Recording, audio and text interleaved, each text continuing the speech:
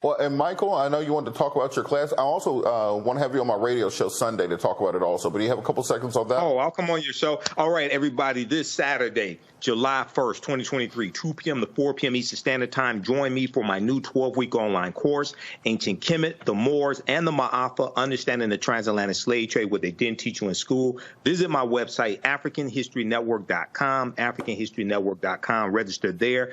We deal with thousands of years of history and what leads up to the transatlantic slave trade taking place. It's a very visual presentation. You will never see history the same way again. All right. Thank you so much, Michael. Thank you. You got to understand what you got to go back and look what happened after the Civil War ends, and look at 1868 when Florida writes their state constitution, and they write into the state constitution felony disenfranchisement laws. Okay, we see this starting in Florida. So if you were convicted of a felony in 1868, you would lose your right to vote for life.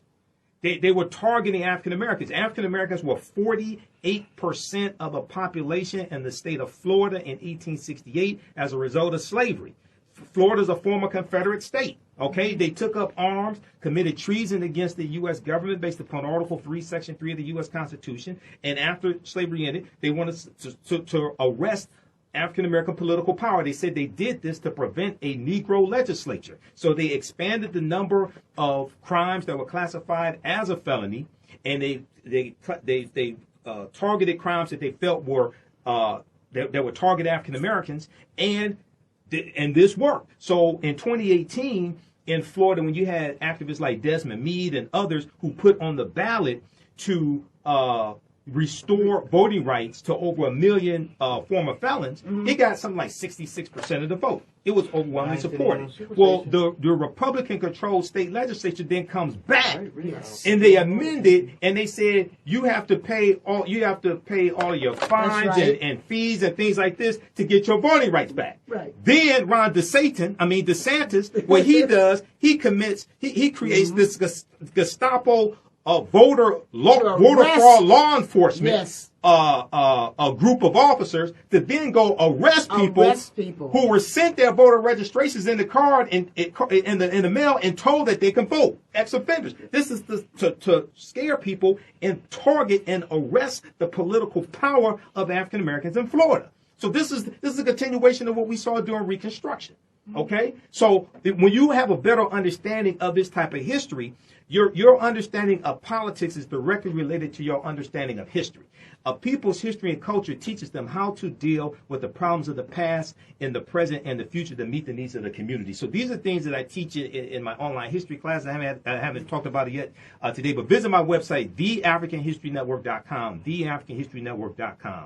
I teach 2 powerful 12-week online classes, one on Saturday, Ancient Kemet, one of the original names for Egypt, Ancient Kemet, the Moors, and the Ma'afa, Understanding the Transatlantic Slave Trade, what they didn't teach you in school. That class just started up last week.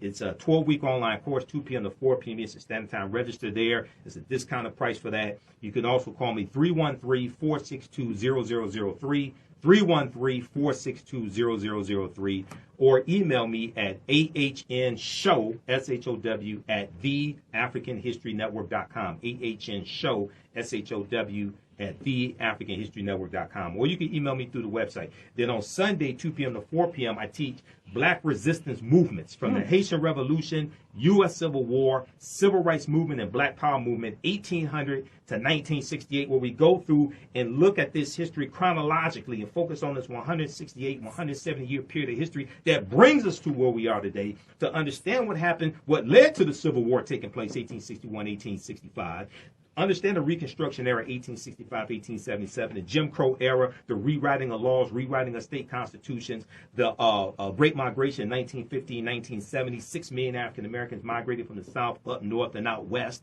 and then which totally changed this country. World War I, World War II, Civil Rights Movement, and Black Power Movement, to understand how we got to where we are today, to understand where we need to go from here. So visit our website, theafricanhistorynetwork.com. I do a PowerPoint presentation. We have book references, articles, video clips. Everything is very visual, and the content is PG-13, so you can use this with your youth as well. I've been studying history 31 years. I'm a historian. I put together the curriculum for both of these classes, and understand the transatlantic slave trade. I've been teaching that on and off since 2017. And Also, email us, because I'll respond to all emails. We'll get you registered today. AHN Show, SHOW, at theafricanhistorynetwork.com. AHN Show, SHOW, at theafricanhistorynetwork.com. And when you go to my website, we have video clips, like previews of the class. You've never seen anything like this before. The amount of history that we deal with, there's about 80 to 100 articles that we deal with in the first class. In the first class I teach, there's 7 books that we reference. We show you that you don't have to buy any of these books. We show you the excerpts that we're talking about on the screen. And we deal with thousands of years of history and what leads up to the transatlantic slave trade taking place. We go back 50,000 years ago. Deal with the African presence in the Americas going back 50,000 years ago. This will lead up to the trade, not. Oh, absolutely. You have to understand that you can't start in 1441. Right. You got to deal with the 800-year occupation of Europe by the Africans known as the Moors that lead to Christopher Columbus setting sail August 3rd, 1492 on the Nina, the Pinta, and the Santa Maria. You have to deal with December 6th, 1492 when he comes across the island of Hispaniola, or what the Taino call Quetzalcoatl, which means mother of the earth. He called it La Isla Española, the Spanish island. We know the western third of it is going to be the colony of Santo Domingo. The French take over the colony of Santo Domingo in 1697 from the Spanish and call it Saint Dominique. But those Africans, they are going to call it Haiti and have and they're going to have a slave revolt in 1791, and that leads to the Louisiana Purchase of 1803. This is why we start the class in 1800 and we start with the Haitian Revolution and the Louisiana Purchase of 1803, because those two events are related.